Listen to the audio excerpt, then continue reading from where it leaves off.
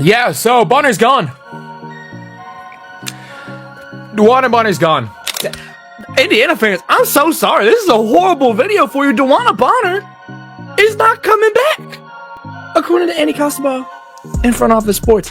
There's a huge mystery surrounding DeWanna Bonner and her absence, okay? In these past 4 games, guys, in the past 4 games, DeWanna Bonner has been MIA for the Indiana Fever. It's getting to the point where I'm on my Twitter timeline. The fans are saying that DeWanna Bonner has quote-unquote quiet quit. Okay, they say that she is quiet quitting the Indiana. DeWanna Bonner just dropped the ultimate plot twist. She walked out on the Indiana Fever like she had somewhere way better to be. And honestly, maybe she does. Was it drama? Was it shade? Or did she finally just get sick of the WNBA's reality show masquerading as basketball?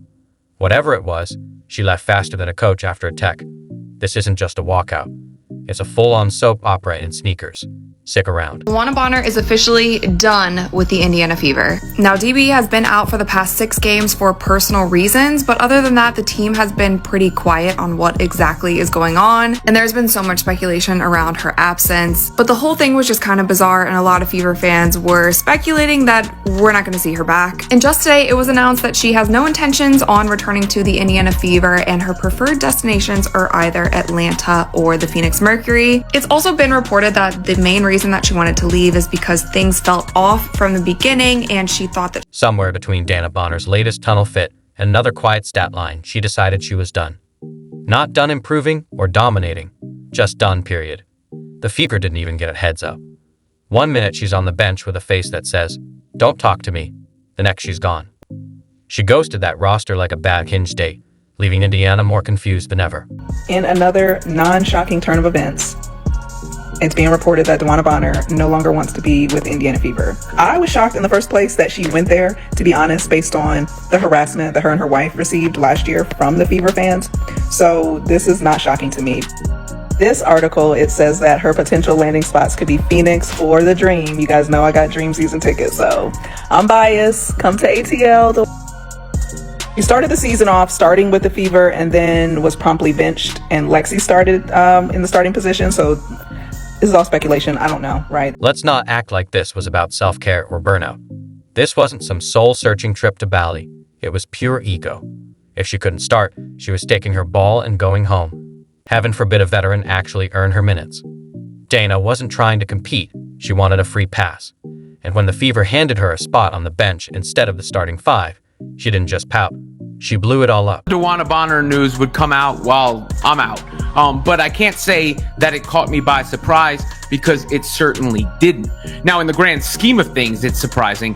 DeWanna Bonner signs a free agent contract with the Indiana Fever.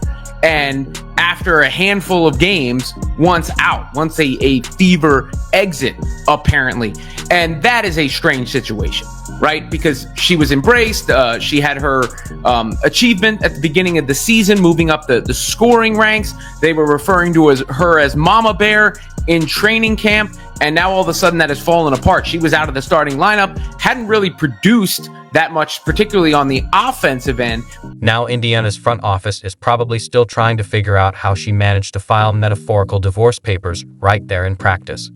This is the same team that gave her a shot to revive whatever was left of her veteran shine, only to get blindsided by an ego blast so big NASA could track it. Dana didn't just walk out. She strutted off like it was a red carpet event.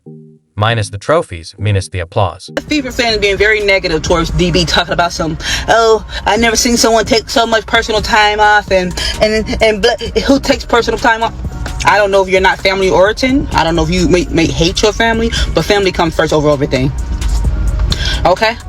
I don't know. Maybe you're not family origin, but family comes first. If she having issues and stuff going on with her family, how about we pray about it? Okay? She's a human being. Stuff happens to them just like shit happens to us. Life be lifing. They have shit happen to them just like shit happened to us. So let's not. Now Indiana's front office is probably still trying to figure out how she filed metaphorical divorce papers mid-practice. This is the same team that gave her a shot to revive her veteran glow, only to get blindsided by an ego blast so big NASA could track it. Dana didn't just walk out. She strutted off like it was a red carpet. No trophies, no applause, just drama. Bonner pulls one of the weakest moves in sports history and quits on the Indiana Fever, not even halfway through the season, man. Your ass couldn't hit the fucking side of a barn and was stinking it up every game, and you're mad about a starting spot or some bullshit? Completely lost all respect for your punk ass, man. And now your preferred destination is the Phoenix Mercury and the Dream. Oh, what? So you can go back with Alyssa Thomas and Scissor? What the fuck kind of bullshit is this? And then all the people that hate Caitlin Clark so much, the Black Clan and Black Clan Panders, are sitting here supporting this. She went from mentor to mean girl in record time. Every missed pass was suddenly a slight. Every high five she didn't get was a personal insult. And every time Caitlin drained a logo 3, Dana looked like someone stole her lunch. It stopped being basketball. It turned into high school with sweatbands. And don't think Connecticut's waiting with open arms. She tried to slide back like nobody remembered how she bailed last time, but the Sun have moved on. They're not here to be a rehab center for bruised egos. While Connecticut's playing real basketball, Dana's busy curating her next Instagram saga on betrayal. She's not chasing rings anymore. She's chasing attention. Because nothing says, I still matter, like quitting mid-season, because the coach wouldn't hand you a crown you never earned. Now, some people have been saying that her banner has been taken down. I don't know how true that is, but from what people are saying and seeing, they said her banner is taken down. Now, yes, that is alarming if it is real. I don't know exactly what it might mean if they did take it down, but you have to think it's not a good sign.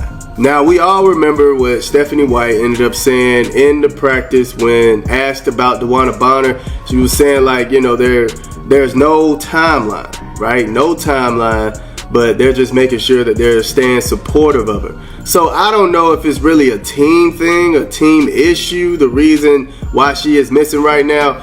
I feel like it really is something. She didn't just leave. She made it a spectacle. Now she's pitching herself to anyone who'll listen, hoping name recognition covers for what her game doesn't anymore.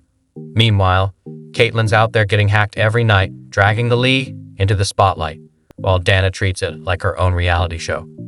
At this point, if someone signs her, it's out of curiosity, not confidence. Her ego's louder than her stats, and it's starting to look more like a vanity tour than a comeback. Clip 7. She didn't just quit.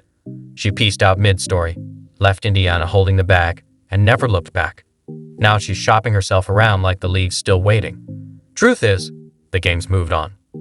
Meanwhile, Caitlin's out there taking hits and carrying the spotlight Dana thinks she still deserves. At this point, it's not a comeback tour. It's just ego in search of a stage. Excuse me, DeWanna Bonner? What do you mean you don't want to play for the Fever anymore? You signed a contract. You made a commitment to this team, and you're just gonna jump out of it right in the middle? Get out of here with that. Go retire. We didn't need you anyways. You weren't doing anything for our team. You know what? This frees up a roster spot. Maybe we can go get Ari McDonald and actually become a championship caliber team now. No interest in playing for the Fever. I'll go play for the Fever. They don't want me. People who are saying it's too early to judge DeWanna Bonner's performance at this point in the season obviously did not watch Connecticut last season. Now, the Sun started off strong, one of the longest winning streaks in WNBA history. The Sun also won more games last season than they've won in franchise history. So there's no doubt that Connecticut was a strong team. But what I am saying is that Bonner was proven inconsistent on the offensive end. There were 12 games where she shot 30% or less. For her career, she's a 40% shooter. Considering her position at forward, that's fairly low. Top forwards and post players typically sit around 50% from the floor. I think her field goal percentage struggles due to her shot selection, and she likes to shoot from deep, but last season she was